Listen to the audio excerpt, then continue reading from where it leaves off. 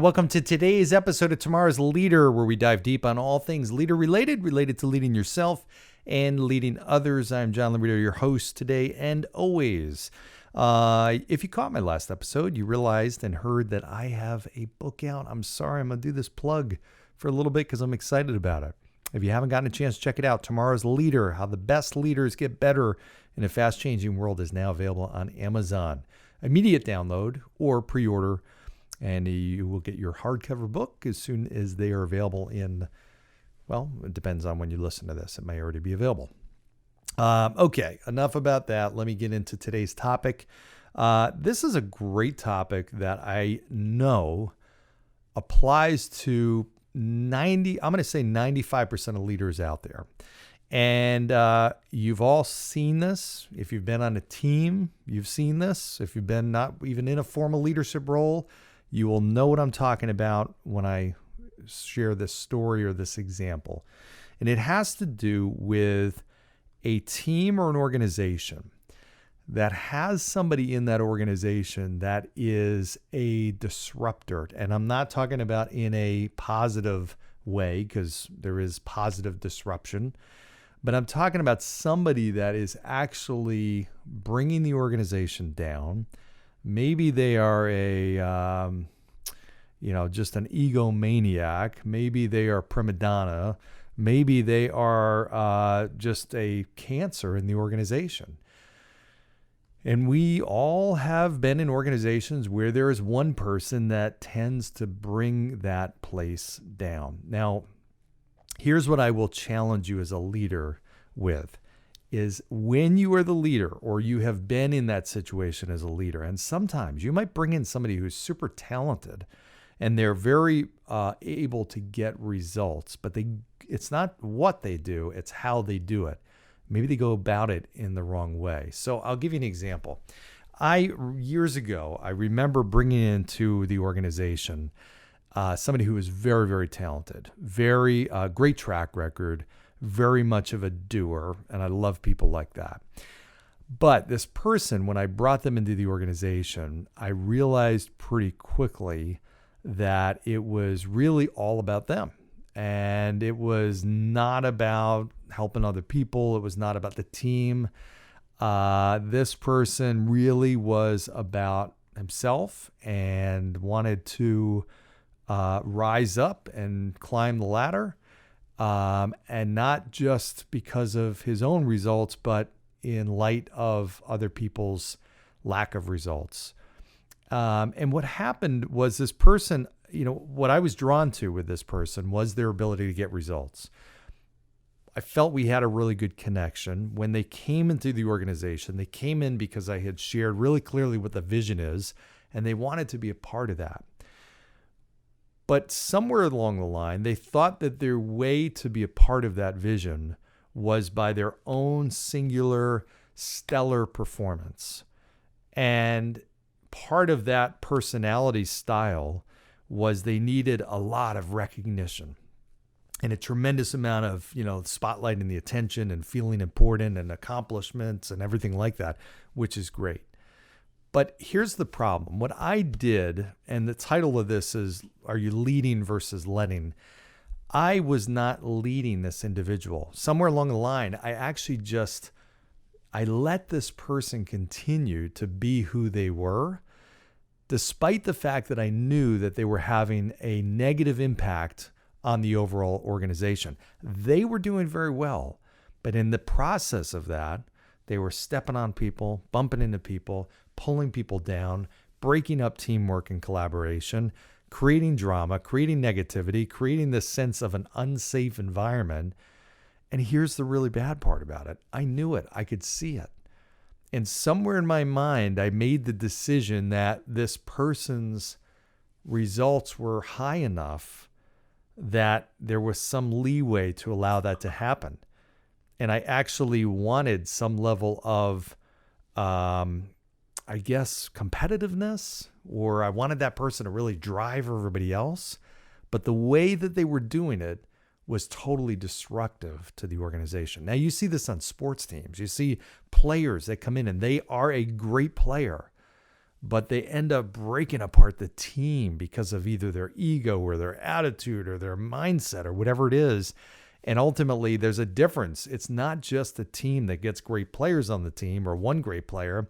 It's the leader, the coach, who figures out a way how to bring that team together. So my point with this is I had an opportunity with this person, and what I should have done, and I guarantee this would have dramatically changed the outcome, because we did have a good relationship. And I know this person came in with great intentions. What I should have done is grab this person and said specifically, hey, here's what I want you to do as part of this team. Here's what I know you can do as part of this team. And here's why I brought you here. But it's not just about the what, it's about the how. And let me be really specific with some of the things I'm seeing that tell me that you're not understanding what I'm really looking for. So when you are, making derogatory comments and throwing other people under the bus, it's breaking down the trust in this organization. So when you're in a leadership meeting and you're tearing apart other leaders that aren't even in the room to defend themselves, it's creating this feeling of distrust and animosity and resentfulness. The team is starting to break apart. When you are ultimately spreading rumors or you're saying stuff, ultimately it's creating this feeling of distrust. And I know that is not, or I believe that's not your intent. And my belief is that you don't even realize that's happening. But I need to let you know that I'm not okay with that. And when you do that, it makes me feel like you're not on my team and you're not rowing the boat in the same direction. And I really, really want you to. I want you to be a part of this place, the victory and the success. I don't want you to contribute to its destruction, because despite your great results, it will. And that's why I'm concerned, and that's why I'm having this conversation. I guarantee if I had that conversation early enough that this person's behavior and attitude would have totally changed. And I look back, it was a period of time in my career where it was a mistake that I made. And this person could have gone on to great, great heights, but I let them be too much of what they were. And I needed to ultimately help them become a better version of themselves. And they had the intent, they had the desire.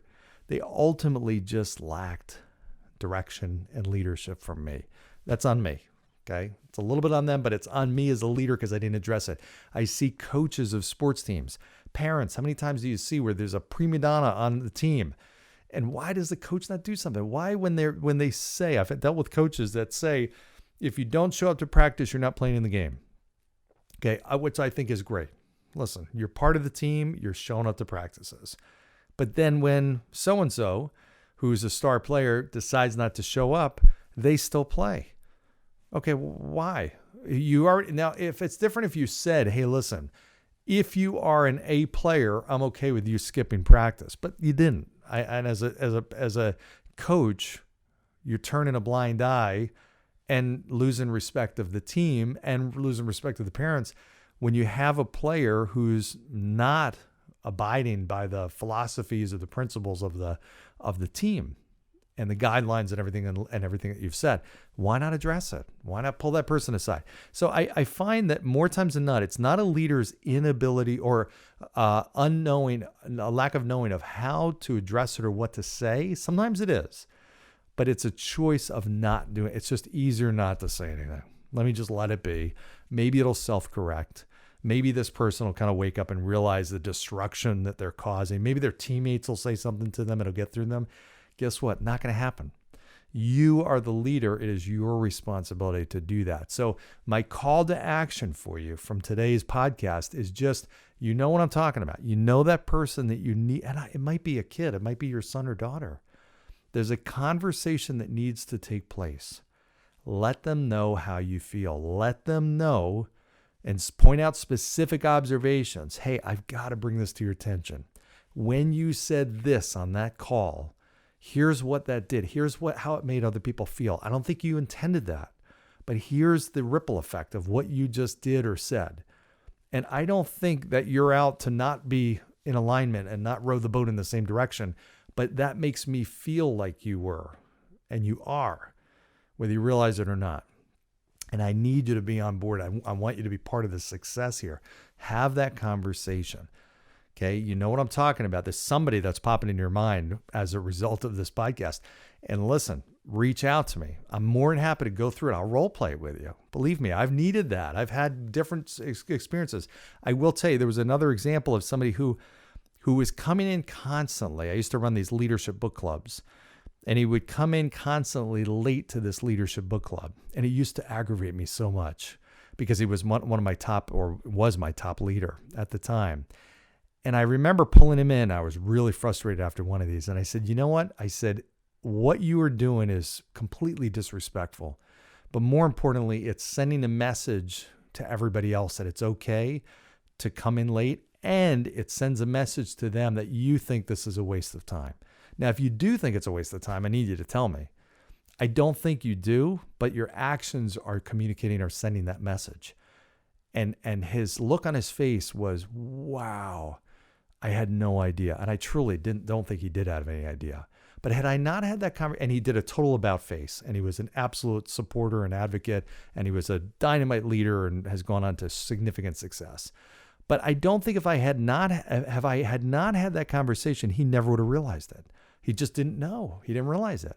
So how many of your people out there are not helping you accomplish what you're trying to accomplish, and they're maybe working against you, but they don't even know it?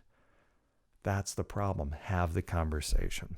Okay. So that's my to-do, putting it in your lap for you to take some action on. Again, reach out to me. I'm more than happy to help you through this, talk through it, and let's have a conversation about it. In the meantime, I hope you've enjoyed this. As always, like, share, subscribe, give me your comments, go down below, 5-star review, all that kind of good stuff. And I look forward to seeing you next time. Thanks, everybody. Bye.